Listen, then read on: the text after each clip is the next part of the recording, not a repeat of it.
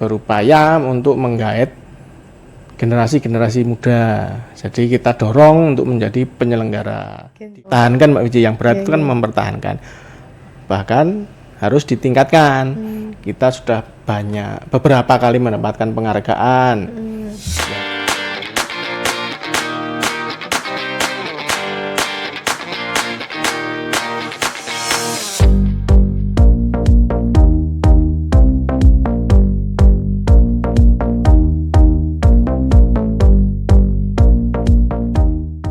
Assalamualaikum warahmatullahi wabarakatuh. Hai teman pemilih, jumpa lagi dengan Lohi, ngobrol enak hidangan informasi kepemiluan bareng KPU Kota Surakarta.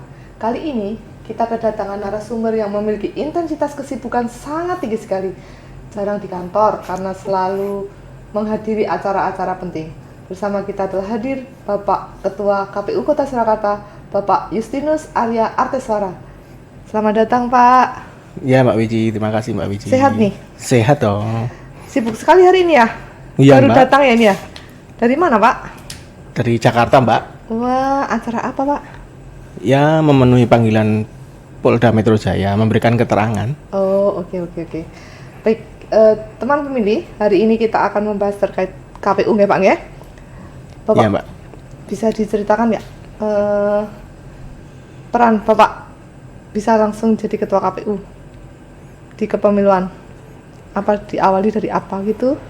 Oh ya, saya mulai masuk ke dunia kepemiluan itu ketika saya menjadi PPK Mbak Wiji, PPK di Kecamatan Serengan. Kemudian untuk PPK itu di tahun 2024 ya, untuk pemilu 2024. Kemudian untuk setelah itu ada perekrutan KPU, saya mencoba mendaftar, alhamdulillah diterima. Sekarang saya menjadi KPU Kota Surakarta. Kemarin nih Pak, pilkadanya kan sukses nih, menurut saya sih ya. Ya sukses dong. Iya, menurut Bapak gimana itu? Sukses nggak? Sukses lah. Okay. Ya, ukuran kesuksesan itu bisa dilihat, salah satunya Mbak Wiji itu dilihat dari tingkat partisipasi. Tingkat partisipasi Pilkada Kota Surakarta di tahun 2024 ini mengalami peningkatan dibanding pilkada sebelumnya. Oh iya. Di pilkada sebelumnya, pilkada tahun 2020 itu tingkat partisipasi kita itu di angka 70%. 70%. Di pilkada 2024 ini meningkat, tingkat partisipasi kita menjadi 73,8%. Oke. Itu Mbak Wiji. Terus yang kedua, faktor lain itu tentang keamanan. Alhamdulillah pilkada di Kota Surakarta berjalan dengan aman, tertib, damai, dan tanpa ekses, tanpa satu lagi bisa diukur dari tidak adanya sengketa hasil pilkada. Itu salah satunya Mbak Wiji. Di 2024 pilkada kemarin alhamdulillah juga tidak ada sengketa hasil pilkada. Itu Mbak Wiji. Lalu Pak, peningkatan partisipasi itu tadi upaya apa yang dilakukan KPU Pak? Kok bisa meningkatkan partisipasi? Jadi kan masyarakat jadi percaya nih, jadi berbondong-bondong berpartisipasi. Ya, salah satunya upaya meningkatkan partisipasi ada beberapa cara Mbak Wiji. Dengan kita melakukan sosialisasi ke lembaga-lembaga, ke sekolah-sekolah, kita juga bekerja sama dengan sekolah-sekolah dalam hal program P5. Di sekolah-sekolah kan ada program P5, itu kita memberikan sebagai narasumber memberikan sosialisasi terhadap pemilu untuk calon pemilih pemula. Kan biasanya untuk peserta P5 itu kan murid SMA, SMP yang baru pertama kali atau justru belum, jadi menjadi calon pemilih pemula nantinya. Seperti itu. Kemudian kita juga bekerja sama dengan organ-organ masyarakat, organ kepemudaan, organ kemahasiswaan, seperti itu. Kita juga masih melakukan sosialisasi di sosial media yang kita miliki, di Facebook, di IG, di X. Kita juga sosialisasi lewat website KPU Kota Surakarta juga.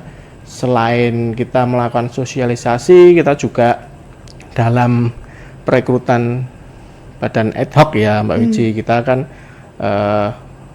berupaya untuk menggait generasi-generasi muda. Jadi kita dorong untuk menjadi penyelenggara Gen di Z. bidang ad hoc, di penyelenggara ad hoc kita, seperti itu Mbak Wiji.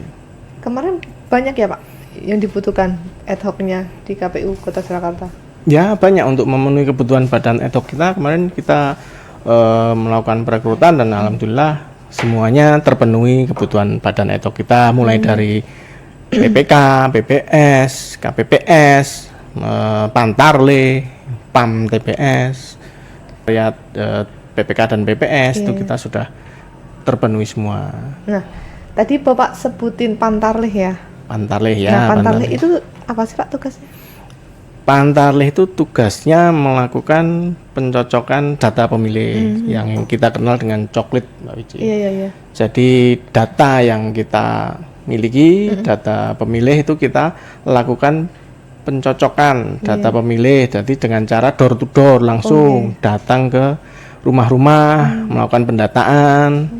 Kemudian hasil dari coklit tersebut diserahkan kepada PPS. Kemudian dari PPS diolah untuk secara berjenjang juga tentunya ya menjadi daftar pemilih sementara secara berjenjang dari PPS, PPK, nanti sampai ke KPU kota, tingkat kota, seperti itu Mbak Wiji. Berapa kemarin DPT kita Pak? Jumlah DPT kita sejumlah 442.975 Mbak Wiji. Terkait logistik Pak. Ya.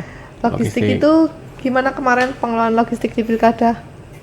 Nah, terkait logistik itu juga tidak lepas dari penentuan jumlah DPT kita ya Mbak Wiji. Jadi setelah kita menentukan jumlah DPT, kemudian itu ada efek domino istilahnya, keterkaitan. Nanti kita dalam menentukan jumlah logistik yang akan kita produksi, kita pengadaan logistik itu kan kita berdasarkan dari jumlah DPT.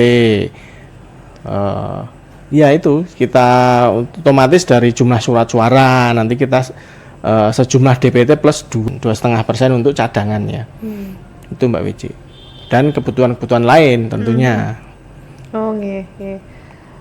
Tadi Bapak jelasin ya dari pemutahiran data pemilih, pembentukan badan ad hoc, lalu pengadaan logistik, waktu tahapan pemungutan.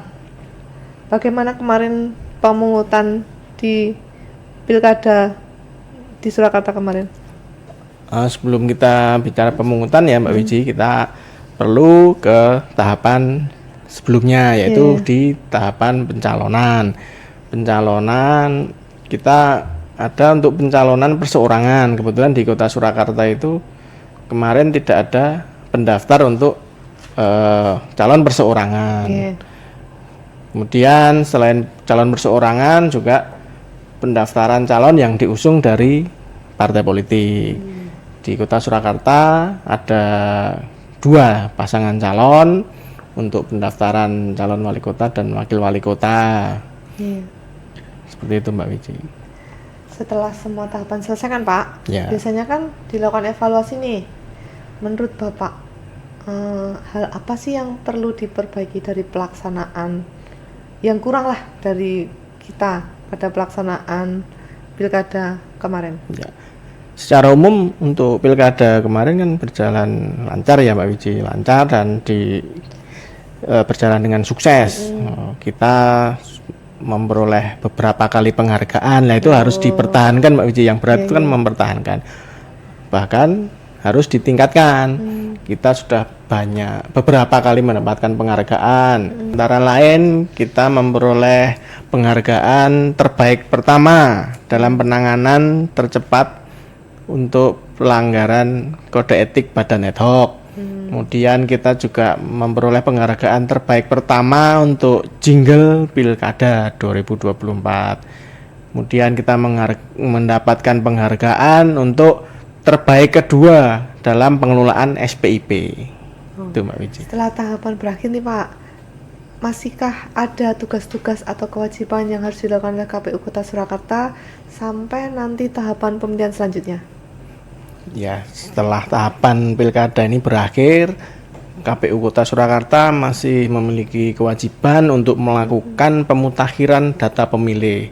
Jadi di tiap 3 bulan sekali KPU Kota Surakarta melakukan pemutakhiran data pemilih. Selain untuk memastikan misalkan ada perubahan data pemilih yang awalnya sipil kemudian menjadi anggota TNI atau Polri, itu kita lakukan pemutakhiran, pengkinian data lah istilahnya Mbak Wiji. Seperti itu. Selain itu kita juga masih terus melakukan sosialisasi lewat media sosial, lewat sekolah-sekolah. Seperti itu Mbak Wiji. Jadi ya Pak, dari obrolan tadi yang kita lakukan dari awal sampai akhir itu dapat kita tarik kesimpulan bahwa pelaksanaan pemilihan di Kota Surakarta itu berjalan lancar, sukses, terus tidak ada kendala yang berarti. Untuk mengakhiri obrolan ini Pak, saya minta closing statement dari Bapak. Ya, tentunya ya Mbak Wiji, dalam penyelenggaraan Pilkada 2024 ini KPU Kota Surakarta tidak dapat berjalan sendiri. KPU Surakarta melibatkan multi pihak, banyak pihak yang turut serta dalam rangka menyukseskan Pilkada 2024. KPU Kota Surakarta mengucapkan terima kasih dan memberikan apresiasi yang setinggi-tingginya kepada masyarakat Kota Surakarta, Pemkot Kota Surakarta, TNI Polri, dinas dan instansi terkait, Bawaslu, badan ad hoc, dan media, serta kami mengucapkan terima kasih yang setinggi-tingginya kepada Sekretaris KPU Kota Surakarta beserta jajarannya yang telah bersama-sama bersinergi mensukseskan Pilkada 2024 di Kota Surakarta. Terima kasih Pak Arya telah meluangkan waktunya untuk kita ngehik pada episode kali ini. Ternyata banyak sekali ilmu atau pengetahuan yang Bapak share, Bapak bagi bersama kami serta teman pemilih. Demikian tadi podcast kita hari ini, ngehik, ngobrol enak hidangan informasi kepemiluan. Jangan lupa like, komen, serta subscribe ya. Wassalamualaikum warahmatullahi wabarakatuh. Waalaikumsalam warahmatullahi wabarakatuh. Terima kasih ya Pak.